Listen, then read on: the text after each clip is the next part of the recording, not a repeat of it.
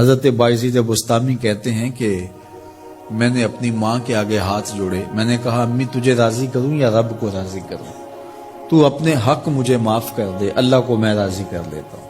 ماں نے کہا جاؤ پتر میں اجازت دیتی ہوں۔ گئے جنگلوں میں ذکر و فکر میں لگے رہے، تنہائی میں اس کو یاد کرتے رہے، دن رات ذکر کے چراغ روشن رکھے۔ 12 سال گزر گئے حق کی تلاش میں۔ ایک دن واپس بستام کے قریب سے گزر رہے تھے، خیال آیا چلتے چلتے ماں کو سلام کر جاؤں۔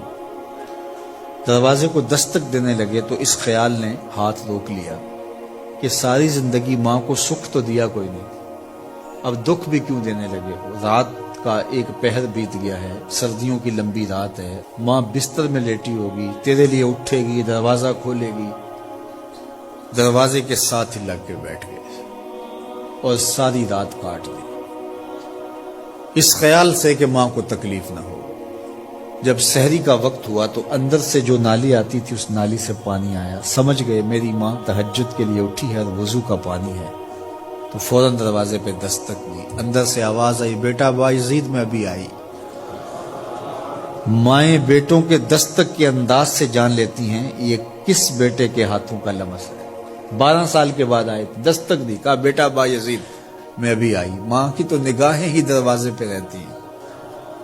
اللہ اکبر۔ کہتے ہیں کہ ماں نے دروازہ کھولا، 12 سال جنگلوں کی خاک چھانتے بیت گئی تھی، پراگندہ صورت، بکھرے ہوئے بال، پھٹے ہوئے کپڑے۔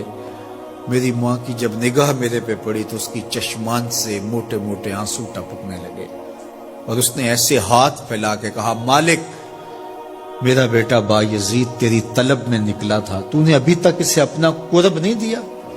حضرت بایزید بستامی کہتے ہیں 12 سال کی ریاستوں سے جو کچھ نہیں ملا تھا ماں کے اٹھے ہوئے ہاتھوں سے مل گیا۔ میں نے کہا مالک میں تجھے کہاں ڈھونڈ رہا ہوں، تو کہاں موجود ہے؟